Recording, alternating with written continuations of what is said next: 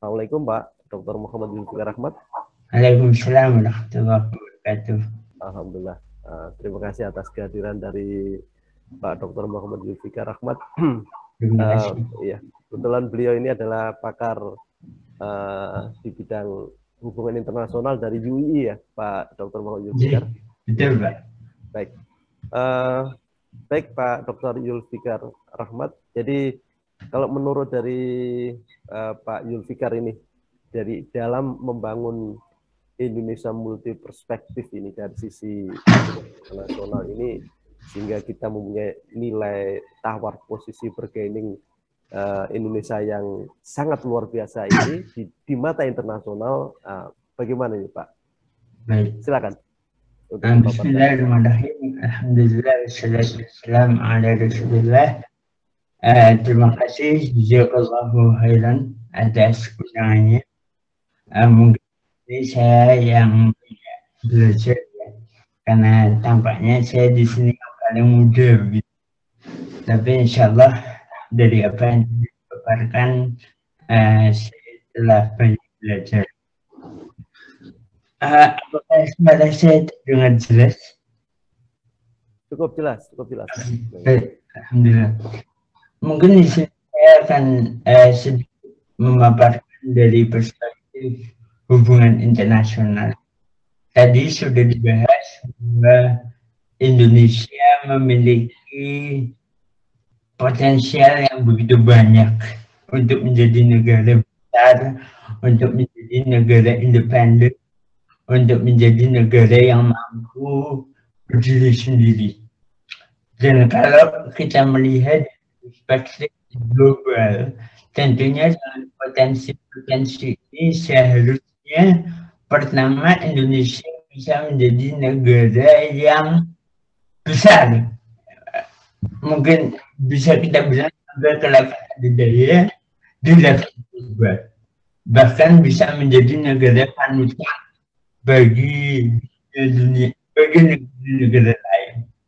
Dan juga dengan potensi yang banyak ini, Indonesia seharusnya bisa menjalin hubungan dengan banyak negara, menjalin pertemanan dengan banyak negara. Itu kalau kita lihat dari perspektif hubungan internasional. Namun sayangnya hari ini Indonesia tidak bisa menggunakan potensinya tersebut di level global. Apa yang dia adalah Indonesia hanya bergantung kepada salah satu negeri. Kalau dalam masa atau konteks sekarang kita bisa lihat adalah ketergantungan yang begitu besar terhadap negeri Tiongkok. Dan mungkin Bapak dan Ibu semua sudah memperhatikan perkembangan yang terjadi selama kurang lebih beberapa tahun belakangan ini ya. Bagaimana Indonesia semakin bergantung dengan satu negara yaitu Tiongkok. Dan kalau kita melihat ini tidak terjadi hanya di level ekonomi, tapi sekarang sudah merambah ke sektor-sektor lain. Kalau kita melihat dari sektor ekonomi, saat ini China adalah atau Tiongkok adalah sumber investasi luar negeri terbesar. Nomor 2 di Indonesia dan mitra dagang paling besar. Dan dengan adanya tujuan Tiongkok, mungkin Bapak Ibu juga sudah tahu, untuk membangun kembali jalur sutra, yang mana Indonesia itu merupakan salah satu poin di jalur tersebut. Tentunya Tiongkok sedang gencar-gencarnya menargetkan investasi yang begitu besar ke Indonesia. Dan ini sudah kita lihat ya, sampai hari ini investasi meningkat luar biasa. Dan kalau kita melihat Tiongkok ini dalam melakukan investasi itu tidak main-main begitu. Mereka tidak hanya membawa uangnya, tidak membawa alat dan mesinnya, tidak hanya membawa ilmunya, tetapi juga membawa sumber daya manusianya. Dan ini terjadi tidak hanya di Indonesia, tapi di seluruh dunia. Itu memang sudah menjadi patron ya, atau tradisi bagi Tiongkok. Ketika mereka berinvestasi, mereka borong semuanya. Ya, dan kita melihat bahkan di tengah pandemi COVID yang sebegini ya, pekerja Tiongkok tetap datang bergiliran gitu. Selama tahun 2020 kalau nggak salah, kalau sepengetahuan saya ada 4 sampai 5 kali itu kita kedatangan pekerja Tiongkok, dan penelitian saya membuktikan bahwa apa yang dikatakan pemerintah bahwa mereka itu datang hanya untuk mengisi posisi-posisi yang tidak bisa kita isi, menurut saya itu tidak benar. Karena hasil penelitian lapangan saya melihat sendiri, seperti contohnya di Morowali, mohon maaf, yang mengaduk semen itu sekarang orang Tiongkok. Gitu.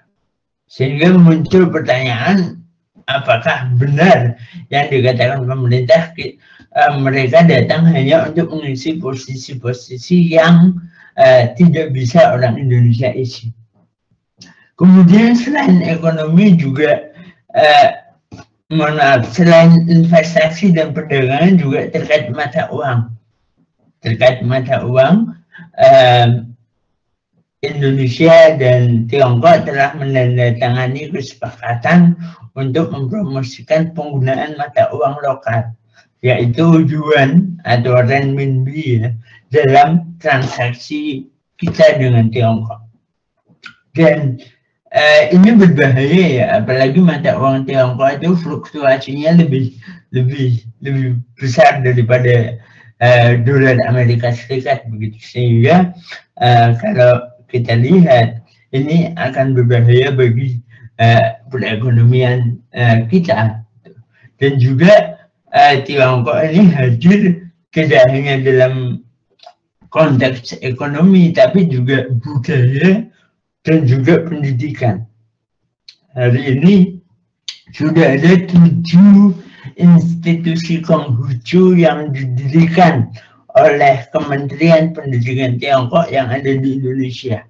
Salah satunya di kampus Islam di Universitas Al-Azhar Indonesia di Jakarta ini, dan ini sudah bukan lagi rahasia ya, bahwa Tiongkok sejak di masanya Xi Jinping juga mulai menyebarkan paham-pahamnya sendiri agar sebagai cara untuk menumbuhkan legitimasi terhadap keberadaan Tiongkok di dunia gitu. Dan saya melihat di Indonesia sendiri ini sudah mulai tampak begitu.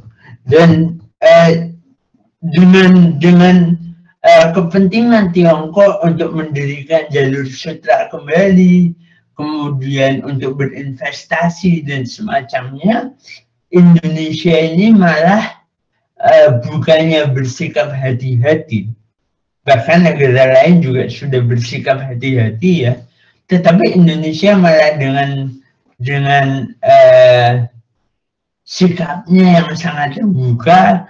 Pada pertengahan tahun Pak Jokowi juga mengatakan akan menggelar karpet merah begitu untuk ratusan perusahaan Cina. Tentunya Tiongkok ini senang sekali gitu dengan tanggapan Indonesia yang sebegininya gitu. Jadi kalau kemarin Pak Jokowi bilang bahwa kita harus benci produk lokal, tapi sepertinya kita juga tetap disuruh untuk mencintai investasi asing begitu. Jadi ada ketidakkonsistenan di situ. Dan sekarang kita tidak hanya bergantung secara ekonomi, tapi kita juga bergantung dari sudut pandang kesehatan begitu, dengan adanya vaksin begitu. Vaksin yang Cina saja tidak mau menggunakan vaksinnya gitu. Jadi ini juga kita sebagai negara yang tadi besar, negara yang punya banyak potensi, belum berani untuk bersikap berhati-hati dengan negara adidaya, malah kita bersikap sangat tampak seperti bergantung gitu dengan Tiongkok. Dan awal tahun lalu juga diberitakan bahwa ada kemungkinan, walaupun beritanya masih simpang siur, Tiongkok itu sedang mempertimbangkan Indonesia sebagai pangkalan militernya. Dan ini juga semakin terlihat ya bagaimana geliat Tiongkok di Indonesia ini semakin meningkat, tidak hanya di sektor ekonomi, budaya, tetapi juga sekarang sudah ada di sektor kesehatan dan militer. Dan tentunya ini banyak sekali alasannya ya. Selain tentunya ada alasan ekonomi dari Indonesia juga, tetapi juga ada peran orang-orang tertentu yang mempengaruhi kebijakan luar negeri Indonesia terhadap Tiongkok.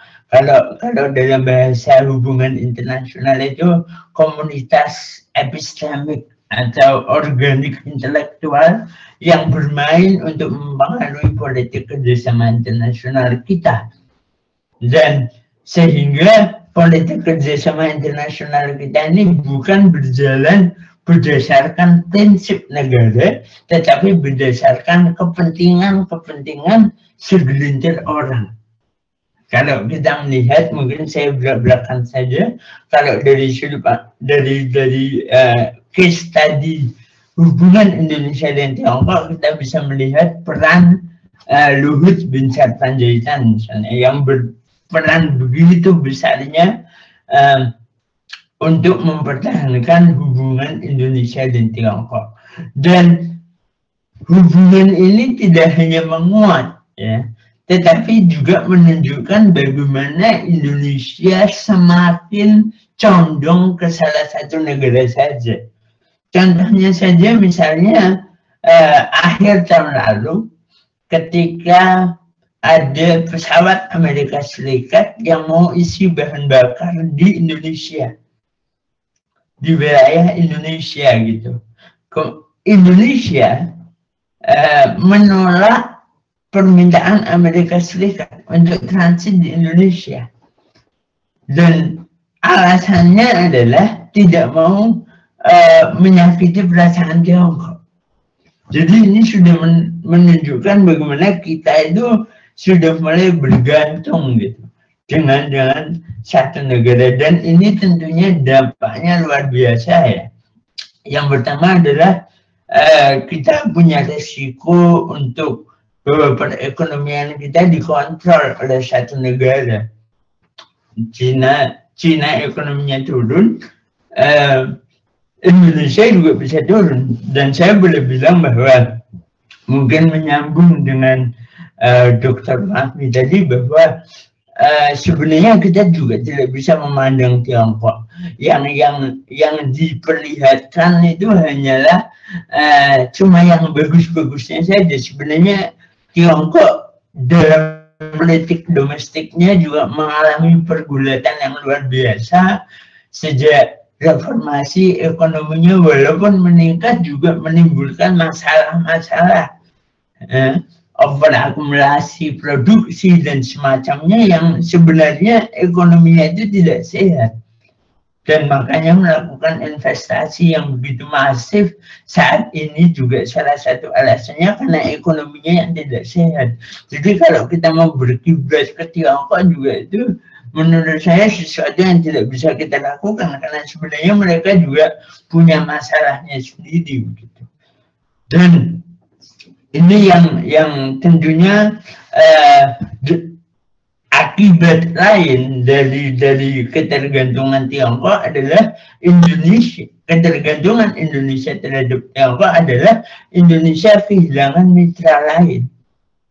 Harusnya ini sebagai negara besar, Indonesia paham, Indonesia bisa kerjasama tidak hanya dengan satu negara, tapi bisa dengan banyak negara. Tapi karena kita fokus ke satu negara, akhirnya kita kehilangan kesempatan untuk bekerja sama dengan negara-negara lain. Kemudian dampak lainnya adalah kita tidak mempunyai posisi yang kuat di hadapan Tiongkok.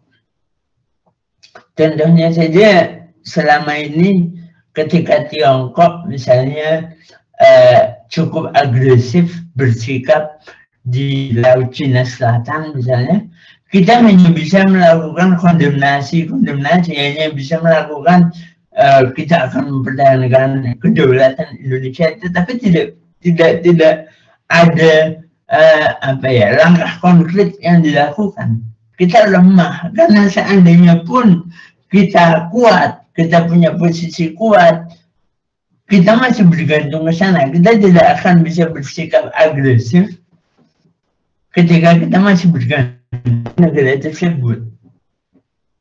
Kemudian dampak lainnya adalah kemungkinannya kita mungkin tadi melanjutkan apa yang dijelaskan Dr. Rudi tentang hutang, adalah kemungkinan kita akan terperangkap dalam perangkap hutang atau debt trap Tiongkok ini. Dan beberapa negara sudah terkena. Kalau kita melihat Sri Lanka misalnya, salah satu pelabuhannya Hambabauta itu dibangun oleh Tiongkok, kemudian Sri Lanka tidak bisa membayar, akhirnya diambil alih oleh Tiongkok. Bayangkan saja sebuah negara, pelabuhannya yang mana kita bisa bilang pelabuhan itu seperti pintunya, itu dikuasai oleh negara lain. Seperti kita punya rumah, tapi pintunya, gerbangnya itu dikuasai orang lain, padahal rumahnya rumah kita. Ini bahaya kalau kita tidak bisa aware dan juga kita tidak bisa bersikap di hadapan negara adidaya baru ini. Dan sehingga mungkin yang terakhir adalah menurut saya langkah yang harus dilakukan adalah pertama kita harus menyadari bahwa sebenarnya Indonesia adalah negara yang punya banyak potensi yang tadi sudah dijelaskan, sehingga sebenarnya banyak negara termasuk Tiongkok yang sebenarnya lebih butuh Indonesia, lebih membutuhkan Indonesia daripada sebaliknya. Sehingga kita punya posisi tawar yang tinggi sebenarnya dengan negara-negara lain. Sehingga kita harus percaya diri dan berani bernegosiasi. Kalau saya ambil contoh lagi dalam studi kasus Tiongkok misalnya, Malaysia itu hampir terkena perangkap hutang juga, sama dengan Sri Lanka. Tapi Pak Mahathir Mohamad berani mengatakan, berani bernegosiasi dengan Tiongkok, kemudian hutang itu dilepaskan, diturunkan, diturunkan gitu. Ini adalah bukti sebenarnya Tiongkok bisa diajak diskusi gitu. Tetapi pemerintah kita malah sepertinya cuma tunduk-tunduk aja gitu. Itu yang sangat menyedihkan gitu. Dan yang terakhir adalah kita harus mengingat bahwa Indonesia punya sebuah prinsip politik luar negeri, yaitu politik bebas aktif. Kita tidak berpihak ke salah satu negara saja begitu. Tapi ini yang sepertinya terlupakan begitu, sehingga saat ini, hari ini, hubungan internasional Indonesia ini hanya berpihak ke Indonesia ini sebagai negara yang besar. Kita perlu mendiversifikasi mitra gitu. Seharusnya kita sebagai negara muslim harus paham dengan konsep umat yang begitu luas, sehingga kita perlu bekerja sama tidak hanya dengan salah satu negara atau dua negara, pertemanan, pergaulan kita, sehingga kita bisa menjadi negara yang lebih kuat. Mungkin mungkin itu saja yang bisa saya sampaikan pada kesempatan ini. Mohon maaf masih ada kekurangan. Assalamualaikum warahmatullahi wabarakatuh.